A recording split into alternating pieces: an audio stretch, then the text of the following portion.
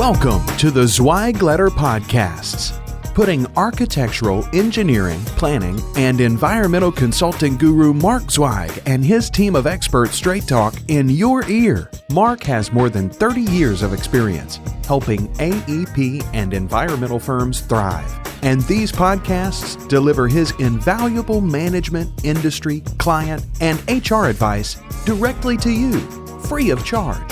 The Zweig Letter and the Zweig Letter podcasts let you develop professionally, wherever you are. Hey everyone, and thank you for joining us for another episode of the Zweig Letter podcast.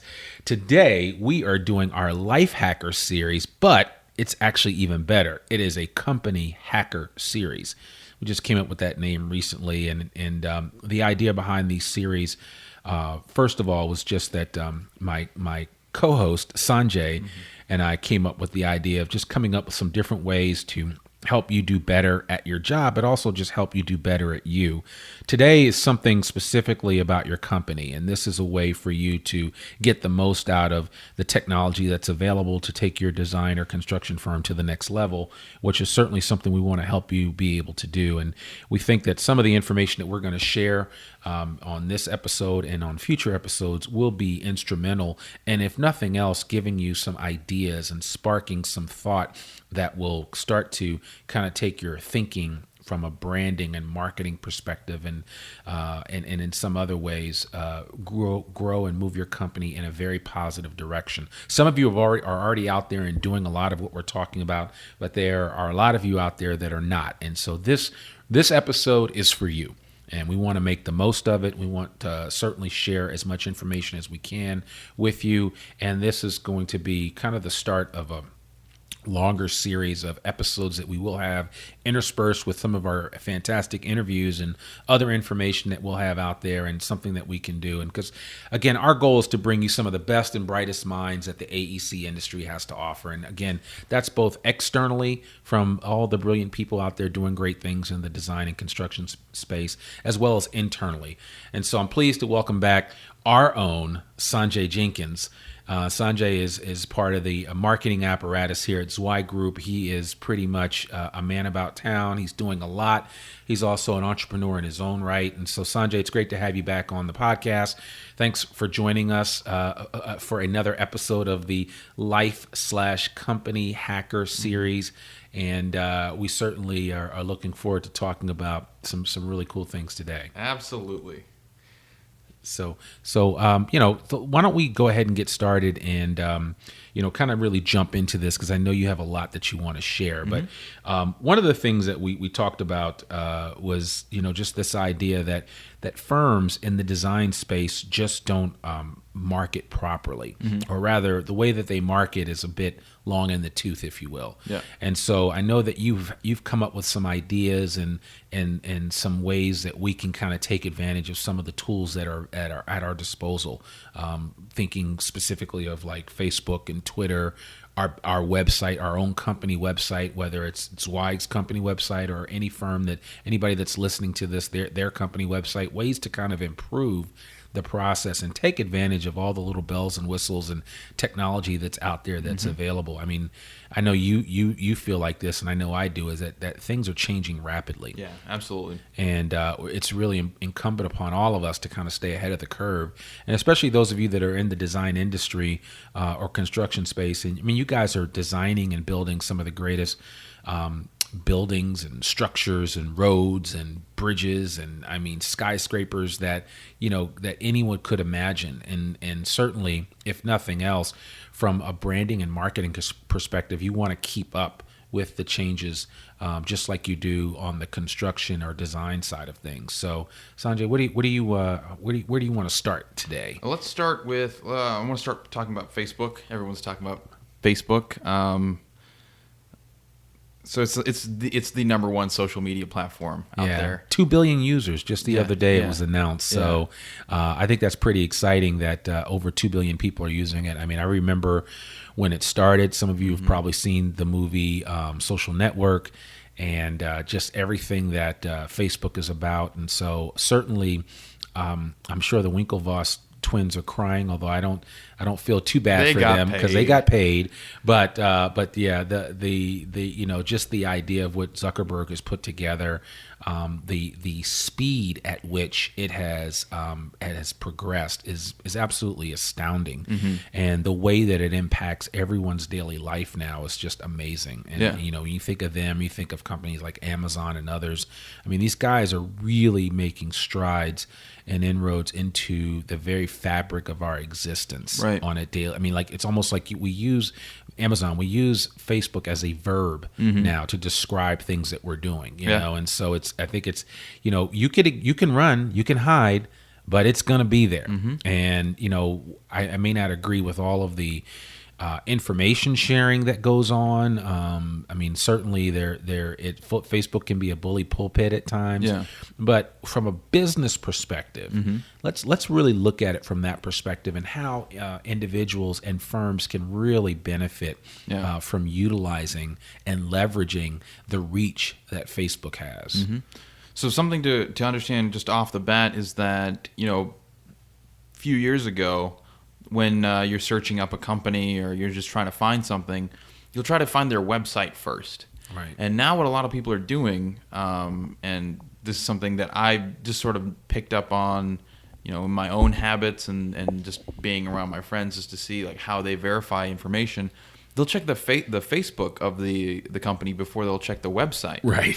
And so there's a lot of judgment being made very quickly on, well, how often are they posting? Are they posting good content? Is it like, do they have, the basics? Like, do they have a profile picture? Or is it just has any care been put into managing this page? Because, I mean, the honest fact is that a lot of times Facebook is going to be your first sort of interaction online with prospective employees, prospective clients, whoever it might be. So I would say when you set up a Facebook page, you set up a business page, make sure you just do the basics. You've got a profile picture on there. You've got a good header image. It could be, maybe it's your logo. You don't have anything specific, but you could put a photo of your team up there. Right now on our own Zweig group page, we have a little an advertisement for Hot Firm, our award. So you change that stuff out on a regular basis, we do, right? Absolutely. And the other thing I think I would add to that, certainly especially with just some of the residual artwork and logos and things that you use on your Facebook or Twitter or any account for that matter. Right. All of these social media sites have standards for the size of these items. So you need to have someone, don't just repurpose something for Facebook, for Twitter, and so on and so forth. It can be the same image, but make sure that it's the right specifications, the right length and width and height that Facebook would require, which might be different than what it looks like on the main page of your Twitter account. So I think it's important for you to make sure that you're dealing with somebody, and probably most of the people that are listening to this podcast have somebody in-house that can do some basic design work as far as that's concerned. If anybody ever needs help in that area, they can certainly reach out to us and we can point you in the right direction. Sometimes it's as simple as having somebody create kind of like a map, if you will, of different branded residual items, material for use on the different social media sites, so it all looks good. Right. I mean, you got to remember, consistency is key. Exactly, consistency is key. So so go ahead, carry on. So just the basics. Have your company information, your address, your phone number, any sort of contact email you can have. Something that we started doing recently, we're testing out, is Facebook Messenger bots.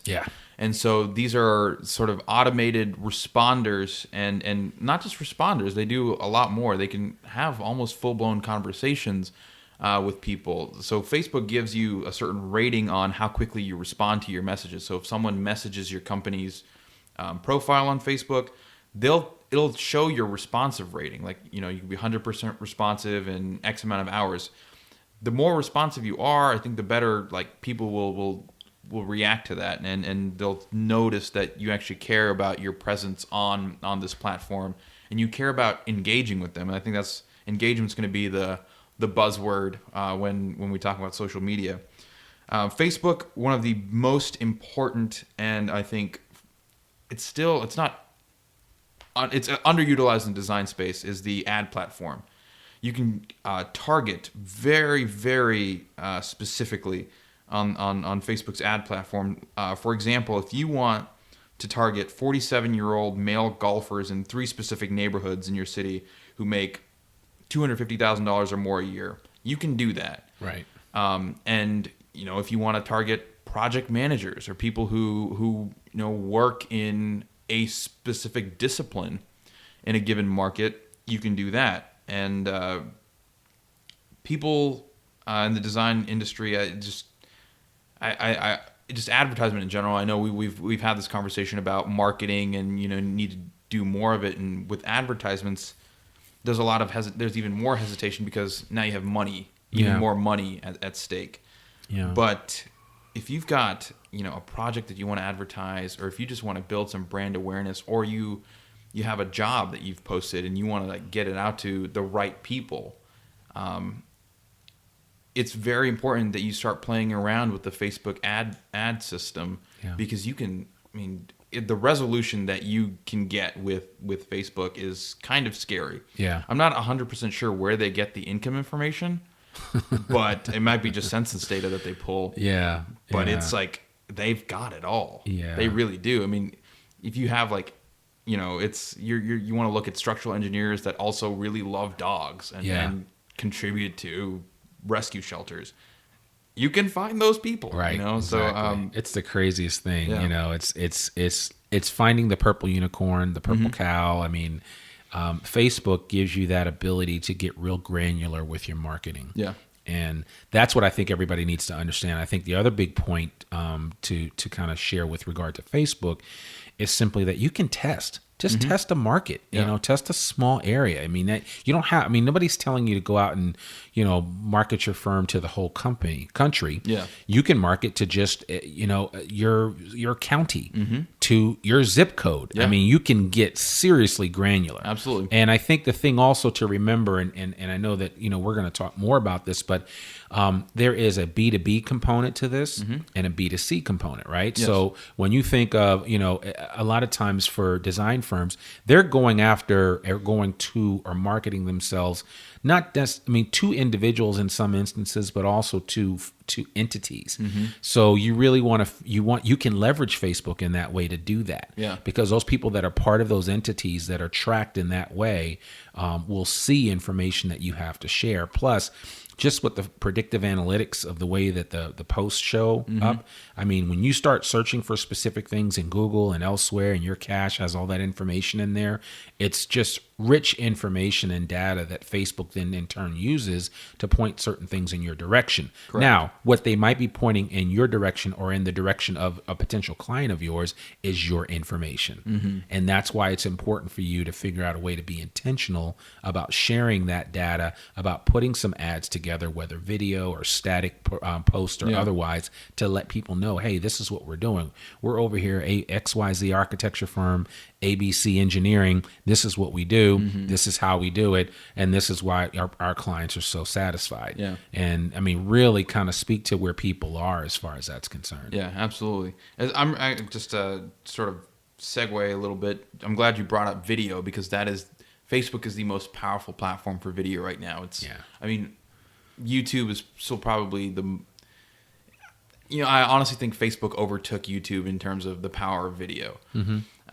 And we're gonna talk later about another platform, Snapchat, which actually has more video views than even YouTube. Absolutely. Which is the number is something ridiculous. It's something the frequency on Snapchat. It's crazy for videos. Nuts. So, but if you're doing cool projects, go buy a drone. Get a DJI Mavic Pro. I wish we were getting some sort of bonus for mentioning that. It's just the best product out there, in my opinion. I've been using DJI products for a hot minute now. Go get some drone footage, put some music on that, and boom, you've got a video that's super shareable, that the people who worked on the project will share to their personal profiles, that people will be interested in seeing, because that's not just, everyday footage. That's not just someone walking around with the camera. That's really cool. And then you get to showcase your project as well. Right. You get some residual benefits from that. I would suggest, if you're starting out, if you've never really done a whole lot of work on Facebook, keep it really simple. Just post twice a week. Okay. Do a Monday, Friday thing. Maybe you've got something going on over the weekend. You put that on Monday, and then, do a little Friday recap. But if you got blog posts from your website, those go up there. If were featured in the news, share those articles. And distributing content that already exists elsewhere. Maybe there's like a really great, think piece on structural engineering that a thought leader put out. Share that and add a comment. When you share it, you can actually sort of add your own little take on everything and say, you know what, I agree with this person to this extent, but then we have our own opinion, or you can go every which way. But that helps you not have to worry about making content yourself. Right. Because I think people, when they approach social media, and this is not just the AAC industry, this is just in general, they get worried about having to constantly be making content. It's tough. It is. It really is. It's like after a while you have content fatigue because you're like, oh my God, I got to think of something new to write. But the idea too, if I can jump in, is just repurposing some things that you've already written about. Absolutely. And so say you've written some, say your firm, you've written some articles for other organizations or magazines or newspapers or whatever, you can take some of that and repurpose it for the purposes of your Facebook or other social media page. Absolutely. And figure out a way to use it. I do that all the time. I write articles for the Zweig letter. Some of those articles I post on LinkedIn. I repurpose some of those articles for medium.com. Yeah. And it allows me, there's like concentric circles. They keep getting bigger and bigger, right? Yeah. And so each pond has a bigger audience. So the Zweig letter website, we have a certain size audience. Then I go to LinkedIn. That's obviously a bigger pool. Then I go to Medium, and that's an even larger pool. I mean, everybody around the world is reading Medium. Yeah. And they a lot of it is it's keyword rich information that people can find. They may have something that they're looking for, and they will run upon that and see this and kind of go from there. So really would encourage you to participate in it and think of it that way, and don't be so afraid that, I'm not going to get my work done. I can't continue to meet the demands that my clients have because I'm out here trying to create more material. It's not that way. And when all is said and done, if you really, really need help in this area in terms of content creation, there are some really inexpensive ways to hire really good writers that are in your local area that can write about some of the things that you're doing. You need to also provide articles to your local newspapers about what you're doing and about why your process is different, or how you design buildings, or how you design bridges, or what goes into bridge design, or what goes into building design. Stuff that you think, nobody's interested in that. You have no idea what people are interested in. Plus, it gives you a larger digital footprint the more that you're able to share your knowledge base with others. Yeah. Right? I mean, that's what it's all about. And when people search for you, they're going to see 14 different things that you've been featured in, or where you're talking about a certain topic, and all of a sudden you get like instant social credibility, social digital online credibility. So that's part of the relationship building process. People need to trust you. Yeah. People need to trust your brand, and that's, if you constantly putting out stuff that shows that you're an expert in your niche, you're going to win. You're going to get those relationships. Absolutely. So just a basic housekeeping thing for Facebook before we move on. Make sure you invite all of your employees to like your Facebook page. They're not all necessarily going to do it. Right. But would encourage them to. It would be, I would hope you would at least ask. And it helps, you start building out those circles. Friends of friends start seeing content that's put out, and they're like, oh, okay, this is actually kind of relevant to me, or maybe your firm designed or built a space that it's a community space, and now someone can actually see the process that went into building it. So I'd like to move on to Twitter now, if that's okay. Twitter. What is Twitter? I've never heard of Twitter, that. what is, they're quite a, yeah. You know, it's so funny. I was listening to something that Gary Vaynerchuk was talking about the other day, and it's Gary said Twitter is actually still the most purest form of communication available from a social media perspective. It really is legitimate communication at 140 characters.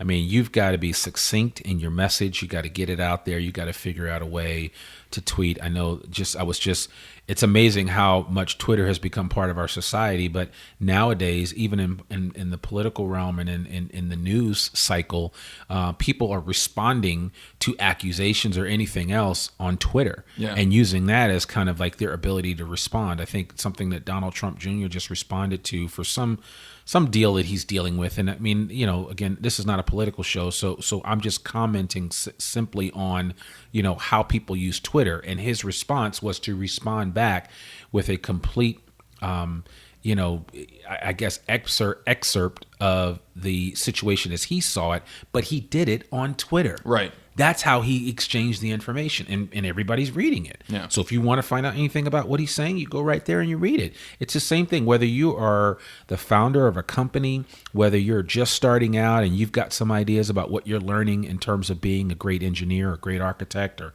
landscape architect or construction manager, whatever your bailiwick is, you have a platform with Twitter to get that information out there and to create a dialogue. Yeah. Right. I think the other thing that we need to remember is that social media is about being social. It's not putting up a couple of posts and then walking away and then it's crickets.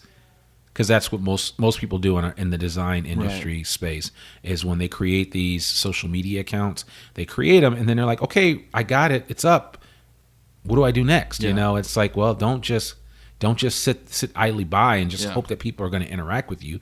You have to be social, you know? And so, but go ahead and let's talk a little bit about Twitter. And again, you know, housekeeping, as with Facebook, make sure you have a profile picture, make sure you have a good header image.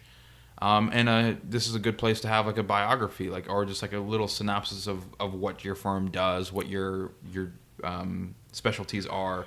And a link to the firm. And a link. Get your website up there. You know, you want to constantly be linking to your website. That helps with search engine optimization, and we'll talk about that when we touch on the website.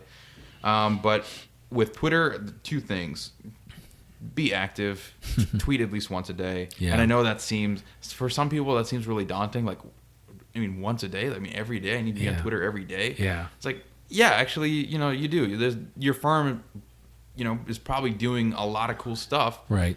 You just have to talk about it a little bit, you know? Yeah. And it's not just work related stuff in the sense that here's how you extend your brand.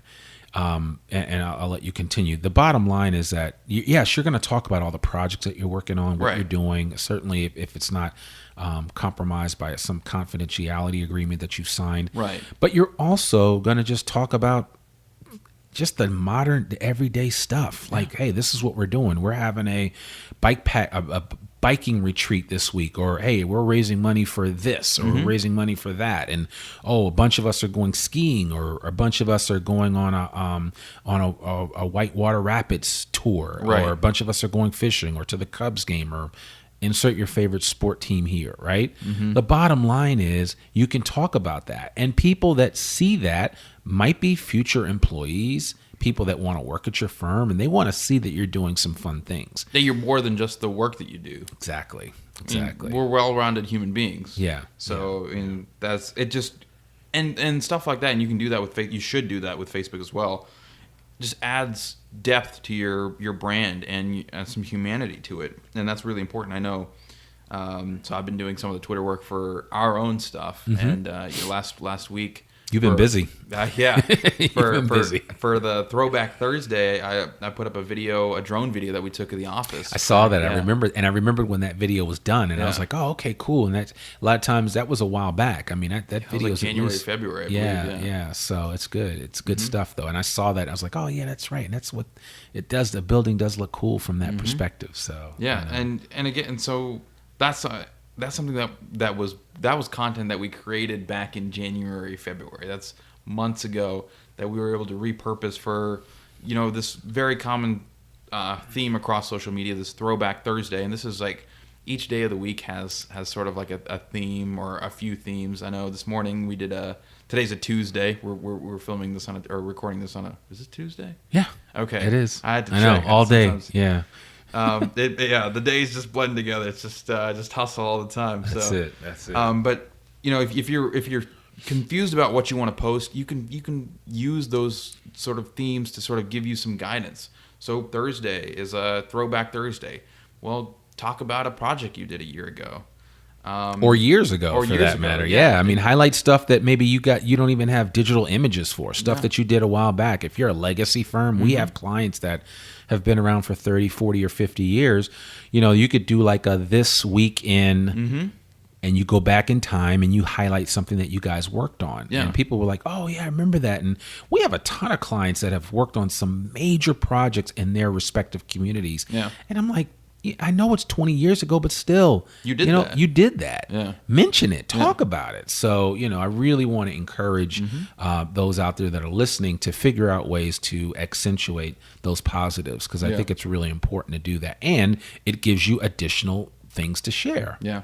So you can always use trends. You'll see on the left-hand column if you're using the desktop version, or really, I mean, just on the search function, I guess, on the mobile, what the latest trends are on Twitter. Yeah. And you can piggyback on certain things. Okay. A lot of times they're political. If you've been keeping up with Twitter recently. Yep.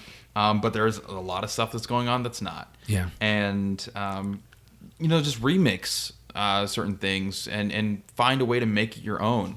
And this is like a great time for creativity as well. So like if you don't want to do the what everybody else does for like a weekly, like a daily theme, maybe you're a structural firm, structural Saturdays, where you just put out like fun tidbits about being a structural engineer. Right. And something that I want to talk about just in general about social media is that don't get caught up in this sort of hype or the need to feel like you need thousands or millions of followers. You don't need too many followers. It's like would you rather have 10 people love you or 1,000 people just kind of like you? And that's really what's going on here. Is like you want to make sure that you're building a community that's relevant, that's constantly engaging with you, and that's really just sort of like voraciously like consuming your content, right? And then distributing it across their own channels. There's Kevin Kelly is one of the co-founders of Wired magazine. Yep. And one of the former editors. He has this essay called 1,000 True Fans. Tim Ferriss mentions this in Tools of Titans and on his blog. So does Seth Godin. He talks about a tribe of 1,000. Correct. Brian Kelly from Brian Kelly talks about it. He started a company, and the name is just escaping me right now, but and that's a shame. But they all of these internet folks have talked about different ways to market, and Brian's a marketer just like Seth is, and others talked about the importance of all you need is 1,000. Yeah. 1,000 people is a good number. It is. From an entrepreneurial perspective, if you're just an entrepreneur and you're out there, even if you're just like a single solo architect or solo engineer, you could build a following of 1,000 people. You can, and you'd pretty much have work for life. Yeah. Done. End of story. Yeah. And that's incredibly powerful. That should be a liberating thing. Don't get caught up in the hype and needing, thousands or hundreds of thousands or millions of followers. Just try to make sure that you're putting out content that's relevant to the niche that you serve and that complements the expertise that you have in the design industry.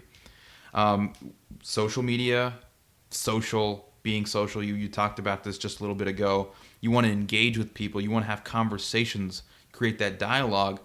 And one of the easiest ways to do this is using Twitter search.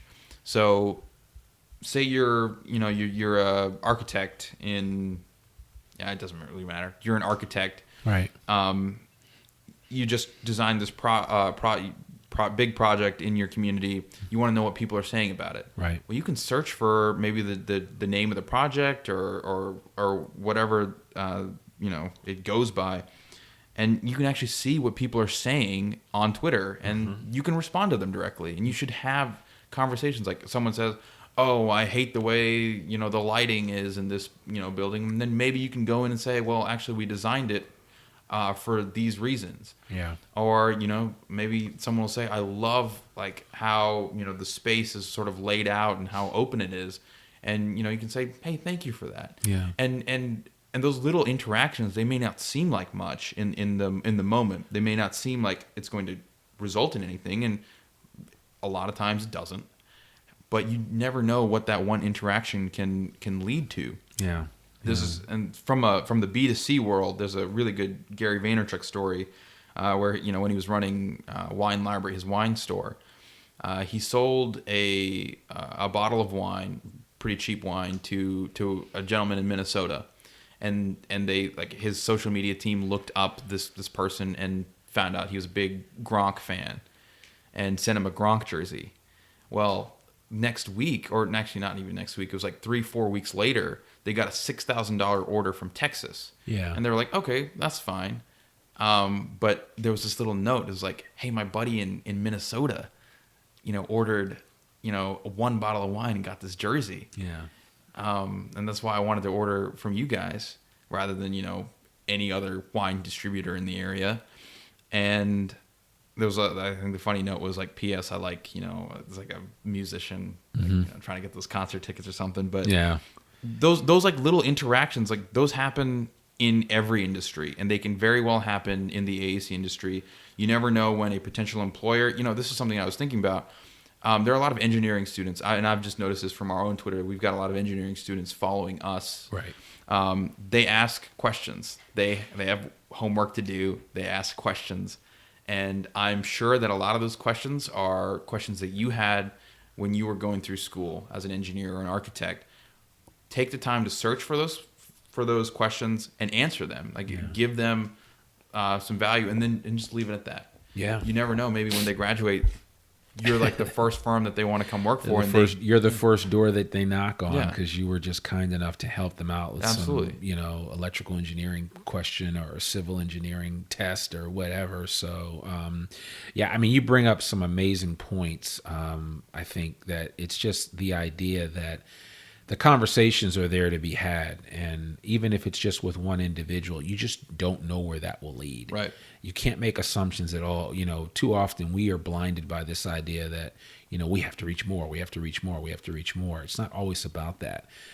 You can have success with the one, and the one turns into two, and two turns into four. And, you grow that way. And so it's certainly from an organic growth perspective, being really intentional with social media is huge, because it can have a tremendous impact. Absolutely. Why don't you talk a little bit about, because we could go on and on about this, and we're going to unpack this even more as in the future.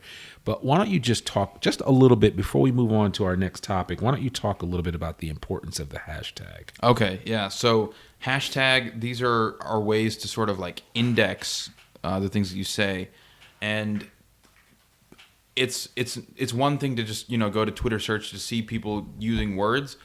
You can actually you get a lot more exposure, a lot more visibility, and a lot more engagement when you actually use the hashtag. Yeah. And so a hashtag is sort of like this little way to, I try not to use the word in the definition, a way to tag a keyword. Right. To sort of like see what other conversations are coming out from that. And keywords are important. Keywords are very important, not just in social media. I mean, this is very important in the way you run your website and the content that you put up on your website as well. And you might want to add too that everybody listening to this has a core set of keywords that they should be following, that they should be indexing, that they should be adding to just about anything that they put out. Right. Because there's nothing new under the sun, and when anybody searches for anything, whether long tail word searches or short tail searches. And that just describes the length of the question that you ask the Google search engine. The bottom line is keywords matter. Keywords matter. And they come up over and over again. Yeah. Know what your core keywords are and build upon that. Google's got, if you're struggling to figure out what your keywords are, what they can be, what they should be, Google's got some tools to try to help you find that through their AdSense program, if I'm not mistaken.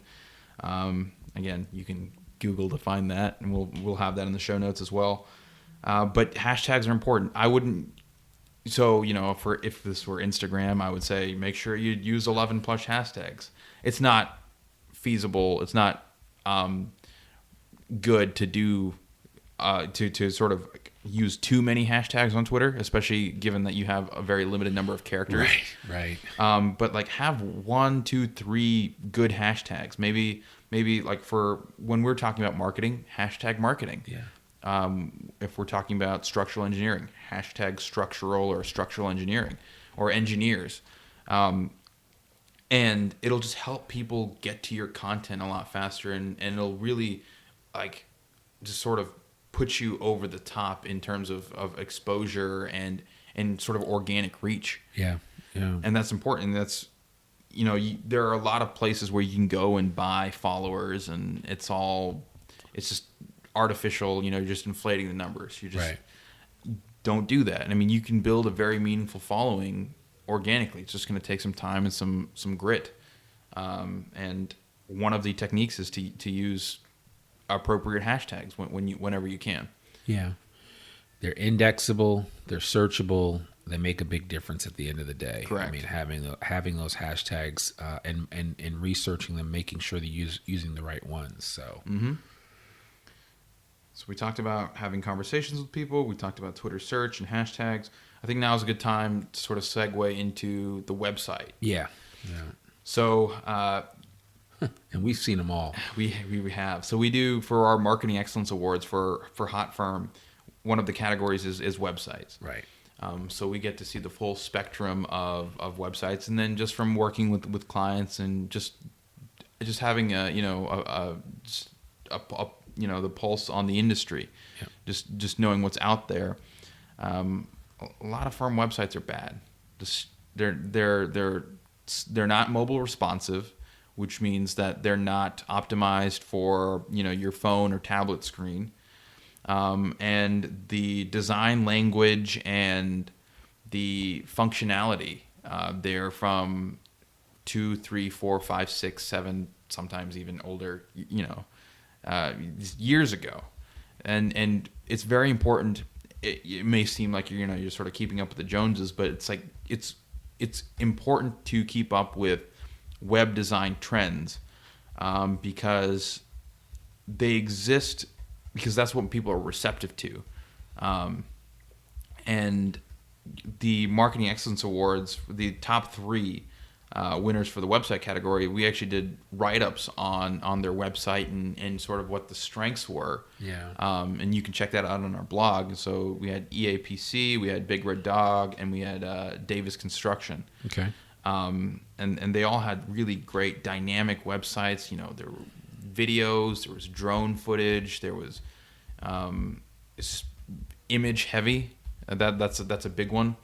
So my recommendation for the website is make sure it's up to date with modern design language. If you don't know what that is, you can just type in 2017 web design trends, and you'll get thousands upon thousands of different things, different avenues, different techniques that you can deploy on your own website. We're not asking you to be like everybody else and just do the same thing. I think there are a lot of like fundamentals that you can deploy on your own stuff, but feel free and I encourage you to if you can take a functional piece and sort of tweak it and make it do something else that's fits your brand's image a little better, by all means do that. You want to separate yourself as well, but using modern design trends is sort of like just speaking the language of the day. I think that's very important. Mobile responsiveness, everybody's like, articulate that though, so people understand what mobile responsiveness. Okay, so mobile means. responsiveness. So whenever you load a web page on a desktop, you've got sort of the big screen. The way websites are displayed on phones and tablets is that they take that big website and they actually just sort of scale it down. Right. And there's a lot of background processes that go with that, and it's to optimize that user experience when you're using. So you can't be scrolling around. So if you've got this big wide space on your desktop, you don't have that kind of real estate on your phone. Right. And you don't want to be scrolling, making people scroll around to find the content that matters to them, because people have short attention spans. You've got probably 3 seconds before you're going to lose someone. And another thing is is load time. So part of mobile responsiveness is try to make load times as quick as possible, because if people are stuck having to have some very intensive animation load, they're going to leave. They don't care enough at that point, unless they just really, really want to see what you're about. So it's like for first impressions, it's very important to have a website that displays effectively across desktops, laptops, iPads, smartphones, whatever the case may be. And that's largely going to come to, if you do your web design in-house, whoever's managing that, they need to put the effort into making sure that your website looks good and is very easy to use on a smartphone, as just as well as it is on a desktop computer. Do you think that covered mobile responsiveness all right? Or? Yeah, I mean, I think it does. I think the key thing now is that a lot of people, I mean, if you look at, I always talk about this whenever I do a seminar or anything. I mean, I do everything on my phone now. Right. I mean, I even work on my phone. Correct. And we were just talking about before we started the podcast. I'm about to get the new iPad 10.5. The Pro. Yeah. And 4K screen. Mm-hmm. It pretty much with the iOS 11 is pretty much going to do things that you're familiar with doing on your normal desktop. And, right. And it's a tablet. Mm-hmm. It's that simple, and it's a powerful tablet at that. But I'll be able to do just about everything. But I want my experience on that to be comparable to what I experience on my iPhone. Yeah. And I want it to be similar to what I experience on my computer. Yeah. A lot of our clients and others don't have what we would call mobile responsive material and have not created mobile responsive sites, so that if I were to go on to some of their sites, it might look okay on the desktop, but by the time I get to the iPhone, I'm like you said, I'm looking away. I'm like, this is hideous. I can't look. Yeah. So that's why I'm saying that everybody nowadays really needs to consider who your user audience is, how they're viewing your website, and create, because in the next few years, it's all going to be about mobile. Yeah. All going to be about mobile. And I forget what the actual number is of every person that has a smartphone, but it's an astounding number. And suffice it to say is that's where you want to have your real estate looking the best. Yeah. And if you don't, you need to work on that. Yeah. And each one of you can easily go. There are a couple of websites that allow you to see how your website optimizes for each size screen. Yeah. And a good web developer can help you with this too. Right. I mean, and certainly we want to encourage you, if you don't, or your site is a little long in the tooth and you haven't had anybody look at it for a while, probably need to have someone take a good look at it. Yeah. Whether you've got a WordPress site or something else, or something that you got off the shelf, or Wix.com, I don't care what it is. Square Pages, I mean, it doesn't matter. There are so many different variations of websites. But in this day and age, there's no excuse for having a very poor site. But we see them all the time. I mean, I just looked up a firm this morning because we had to adjust something for one of their subscriptions for Civil Plus Structural Engineering magazine, and I was appalled at their website. I mean, it looks something like circa 1995. Yeah. I mean, Netscape 1.0. Oh yeah. It was really bad. And some of you might go over your head in terms of what I'm referencing, but the bottom line is you want your stuff to look good, and you want it to be a representation of who you are as an organization. So we encourage you, don't cut corners in this area because you don't think people are looking. More things are happening in a virtual world than you realize. Yeah. And from a marketing perspective and a branding perspective, you want to look your best in every way, shape, or form. I think this is something that I had written down. This is like, you should think of your website as your office on the internet. Like, if you have a really nice office building, there's a really great ambiance, really great experience. People want to be there. Yeah. Replicate that feeling Right. with your website, because that's, again, like, going to be one of the first major interaction points between you and a potential client, you and a potential employee, really just anybody. Put some care into it, put some effort into it, and as always, we're here to help. We're here to audit websites. If you need some sort of design help, I mean, that's something that we do. Yeah. We will look at that for you. Yeah, absolutely. So we talked about design trends, mobile responsiveness.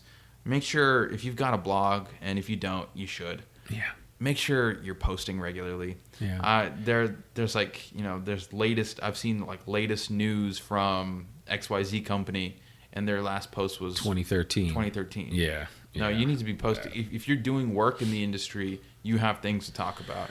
Things are changing constantly, even just from a regulation standpoint. Yeah. That in itself is something to talk about. Make sure you're having those conversations. We've got some clients that do a really good job of updating their blog, and then repurposing that content for other social media platforms. Right. So all of this flows into each other. But this part of this is like search engine optimization. So when someone types in your firm's name into Google or Bing, let's be real, everybody's using Google. That's not true, but I'm a Google person. Right. When they do that, you don't want to be on the 14th page. Right. You want to be on the first page. If you are in a very specific niche, like you want to, that's like your opportunity to try to index even further. To be on the first page. Maybe you want to be the very top result when someone types in, some variation of landscape architecture. That's very unique and doesn't happen a lot. And blog posts, thought leadership. This again goes back to building trust, building credibility, showing off your expertise in your niche. That's like a great vehicle for you to sort of to flex what you've got. And it really needs. You should be putting something out at least once a week. Yeah. At the least once a week. Yeah. And then once you put it out on your website, you can put it out on your Twitter, your Facebook page, and wherever else you want to put it out. Maybe it's like almost like a press release. Hit up your local news station and see if they want to do a story about it. Yeah. You'd be surprised at how willing a lot of places and news stations will be in that respect. We've gotten, when I was running my pet subscription box business, we got a lot of free press just from asking, just from saying, hey, we're doing this. We're it's moderately interesting, especially if you sort of frame it correctly. Press releases are one of the least utilized tools in your arsenal. Mm-hmm. And we have sometimes we've been a victim of our success with press releases to the point where we have not used them at times and then gone back to use them here at Zweig, I'm speaking of, and then had to be reminded that, oh my God, I forgot how good press releases are. Absolutely. I mean, you should literally be sending out a press release for everything. Yeah. You hire a new person, you want to put a press release out. You win a new project, you want to put a press release out. You complete a project, you should put a press release out. You discover something or figure out a way to design something more efficiently, and you've proven it. You should put a press release out. That stuff like that that'll explode. That's huge. Yeah. That's what it's all about. Yeah. And you got to do it regularly. Yeah. And you'll be surprised. I mean, I think especially with writing in general, is like the more you do it, the easier it'll become, and the more you do it, the more often you'll start to see patterns. Maybe you'll have like a group of employees that they'll like go back and forth on discussing a topic, and then all of a sudden they've talked about it enough to where they sort of put some puzzle pieces together, and there you have your breakthrough. Right. So make sure you got the blog posts, and then search engine optimization, which we talked about. we're going back to the keywords, and this is really on the back end of your website. This is, in the metadata. Or this is, as we like to call it, the sausage making. This is the sausage making. This is the part that no one usually sees or talks about. Or talks about. Yeah, absolutely. Yeah. And as with web design trends, there are a lot of protocols that you need to keep up with on search engine optimization. All the search engines, notably Google, that's the one most people use. And if you don't use Google, it's fine. I mean, that's just the honest fact. It's where the attention is right now. Google is the verb. It is. It is, without a doubt. So, and I think the thing about it, because we could go on and on and on about this, is that, and we're going to talk more about utilizing these key tools to kind of advance your cause from an advertising and marketing and branding perspective. But, you've got to figure out where you are currently. And a lot of if your website is underrepresenting your brand. And some of if your website is meeting the mark. And I would say statistically that probably more are not than are meeting the mark from a marketing and branding perspective. Right. So I just want to encourage you guys to really be thinking long and hard about how you can represent and how you should be representing your organization. And if things are just a little long in the tooth, figure out a way to correct it. It's really, they're not huge fixes. No. And we're not talking about spending gobs of money, and you don't need to go out and hire some consultant and pay them $50,000 for a website reboot that could be done for $2,500. Or less. Yeah. I mean, it shouldn't cost that much. And certainly if you're having questions about that, you can always reach out to us. We'll be more than happy to at least, if nothing else, talk with you, give you some pointers, point out some tips.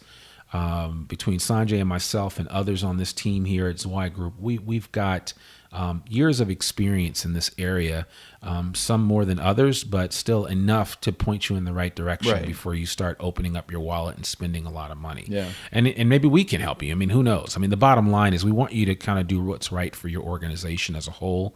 And if we can kind of help you fill in the blanks, that's what we're here to do. So before we go, I do want to mention two tools that will make all of this stuff a lot easier. So we talked about designing stuff and when we say this stuff, we're talking about content. Facebook, Twitter, website. Yeah, just like images, various graphic posts. Canva.com. That's Canva.com. That is a tool that I use on a daily basis, almost on an hourly basis on some days. And that helps me design posts for Instagram, Facebook, Twitter. If I want a special like header image for my profile, they have all of those formats, those layouts made for you. And then it's drag and drop from there. If you've got your own logo that you want to put in there, just upload it to Canva and drag it over to the design that you're making. That'll speed up your content design process exponentially. This is especially useful for firms that don't necessarily have like a designer in-house. Don't spend a ton of money having someone make this stuff for you, because a lot of times you can do it yourself. And you don't necessarily need to have like a great design eye. That's the beauty of Canva, is it helps you out. It really walks you through how to do everything. I'm not a designer by any means. I have my own sort of taste. I'll tell you what I think looks good and what doesn't. And, you have people who can give you feedback. That's a really good tool to deploy. And then in terms of, posting things, whether it be on a daily basis or on a weekly basis, I understand that you're busy, especially if you're operating at a 90%, utilization. You really don't have a whole lot of time to give to social media. Right. So utilize tools like Hootsuite or HubSpot if you want to go even bigger. We one of the services that we use is Pardot, which is a Salesforce product. There are other products too out there, so do your research as far as that's concerned. I mean, we've run across some others that are pretty robust and kind of do what you need to do, especially when it comes to email marketing. And, tying things in. We've used MailChimp. There are others out there. what's the Aweber, Get Noticed.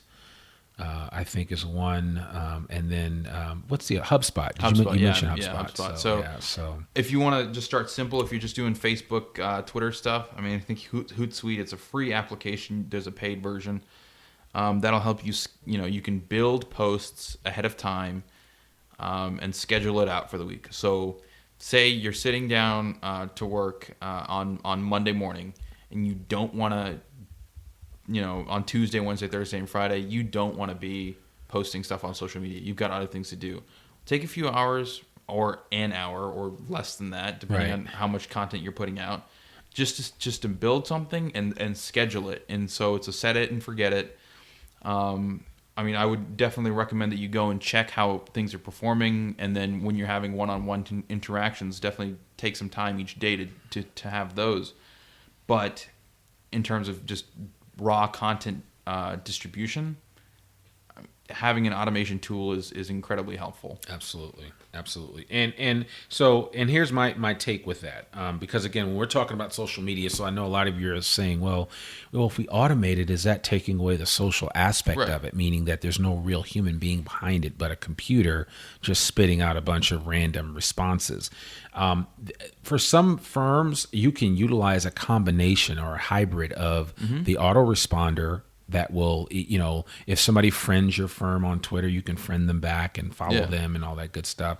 But, you really need to look at the way that you really need to look at ways that you can have as much of a natural interaction with people as possible, so that people feel like there's a human being, there's a living, breathing individual behind this, specific social media account. So, and sometimes it's just little things, just like saying hello or saying congratulations on a project, or someone that maybe a former employee just recently started their own firm. Right. Or, I don't know how sometimes dynamics in those situations are kind of hairy, but just little things, just have just those one-on-one interactions. And something that we've done to a good amount of success here at Zweig Group is when we announced our award winners for Hot Firm, Best Firm, and Marketing Excellence. Those firms posted on their social media pages. Oh, absolutely. Well, every time that happened, I would go in and respond to them and tell them congratulations and say, hey, good job, or tell them, something specific about their award entry, especially for Marketing Excellence, that I really liked. Or I would ask them, okay, so you were a best firm to work for, you're a hot firm, where do you go from here? Like, what's next? And those little interactions no one expects to have, especially in our industry.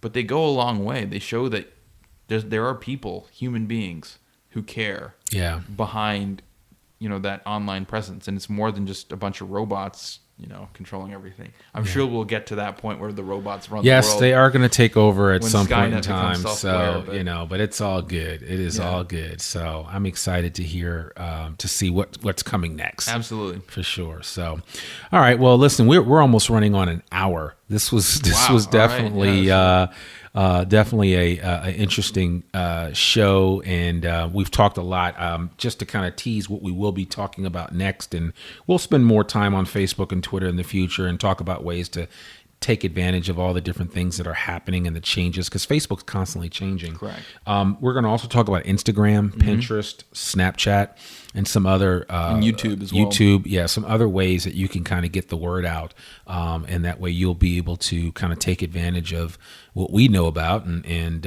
again, I kind of like some of these meatier podcast episodes.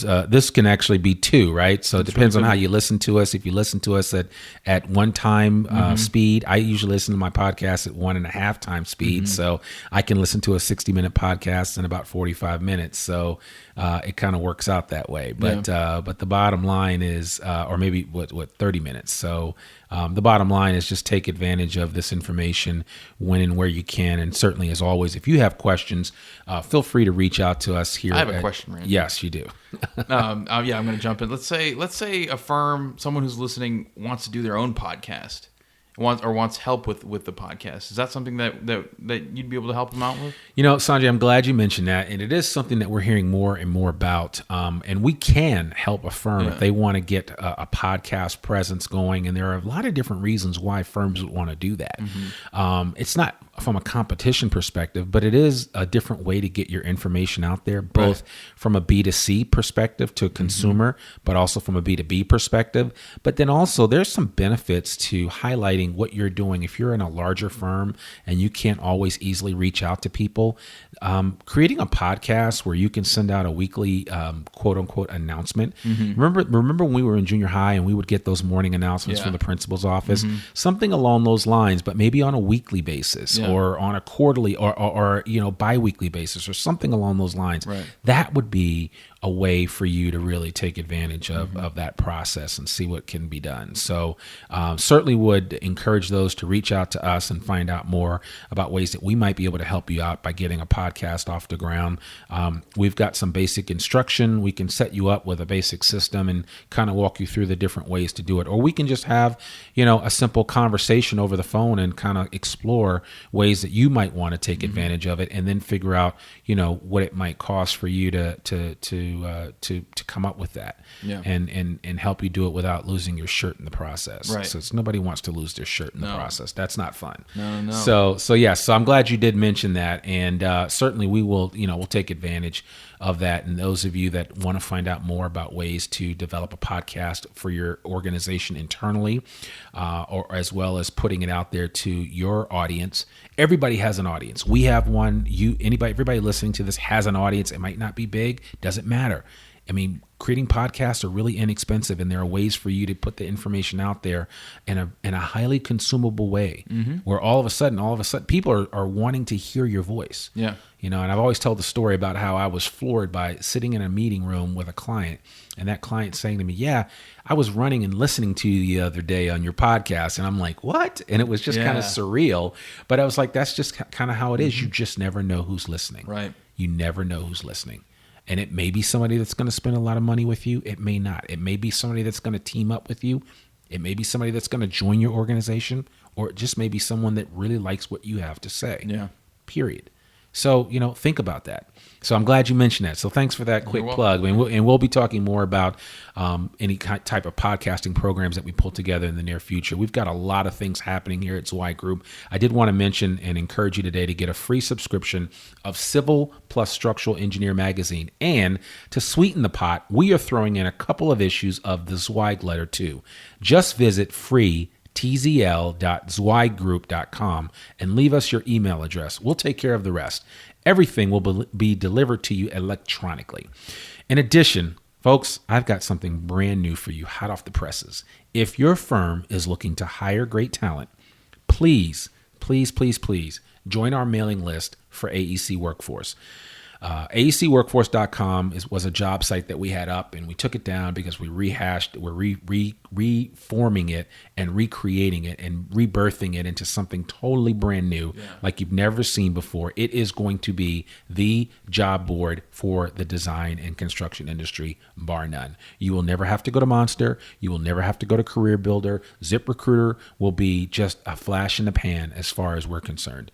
When it comes to finding and hiring the best talent, AECworkforce.com will be the place to be. Just text the word hire faster to 66866, and that will get you on the list where you will learn more about this upcoming job board for the design and construction industry. Remember, text the word hire faster, all one word, to 66866, and let your fingers do the rest. As a reminder, all Zweig Group media programs like this one are available in both podcast and, in some instances, video format, free for download on iTunes, Stitcher, SoundCloud, and YouTube, just to name a few places. Sanjay, I think we need to figure out a way to do Facebook Live. Yeah, with this. I actually, think yeah. that's got to be the next thing. We've got some gear coming, actually. We've got gear coming. We've got the technology, and it's so simple to do a Facebook Live post. So we're going to work that out. We may not be able to do it in my office, or I'll have to clean up my office before we do that.